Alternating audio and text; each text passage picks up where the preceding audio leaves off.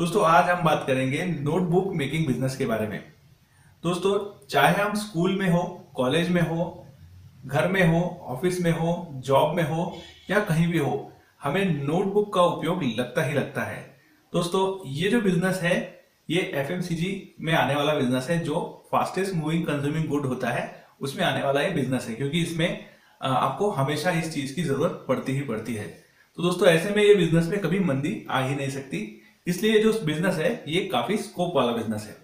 तो दोस्तों आज हम इसी बिजनेस के बारे में बात करेंगे कि नोटबुक के लिए आपको कौन से नोटबुक बनाने के लिए आपको कौन से मशीनरी की आवश्यकता होगी, कौन से रॉ मटेरियल लगेंगे, कितने एरिया की आवश्यकता होगी, कितना कॉस्टिंग लगेगा और इसमें कितना प्रॉफिट होता है।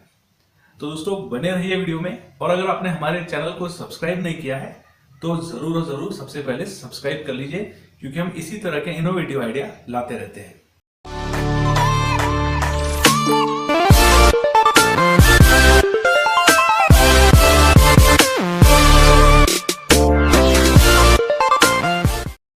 दोस्तों अगर बात की जाए इस बिजनेस में लगने वाले एरिया की, तो इस बिजनेस को आप रेसिडेंशियल एरिया में भी स्टार्ट कर सकते हैं, लेकिन आपको यहाँ पर जो एरिया है ये लगभग 3000 स्क्वायर फीट तक का इसमें एरिया आपको लग जाएगा।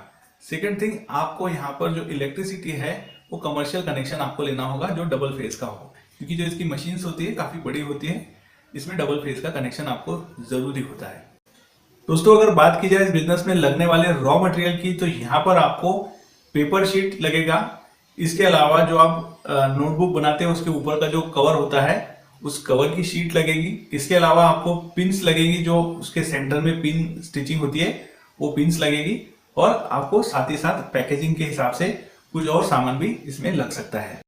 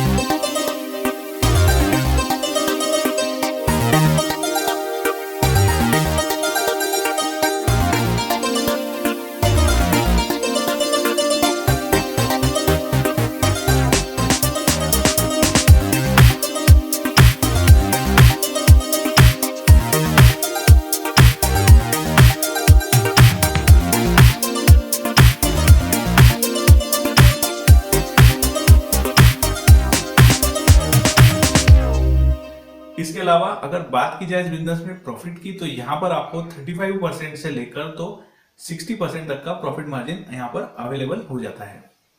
दोस्तों अगर बात की जाए इस बिजनेस में ब्रांडिंग की, तो यहाँ पर दोस्तों आप देखेंगे कि कई कंपनीज ऐसी है, जैसे क्लासमेट है, कैमल है, ऐसे कई कंपनीज ने अपना नाम इसमें बहुत ज्यादा यहाँ पर बढ़ाया है।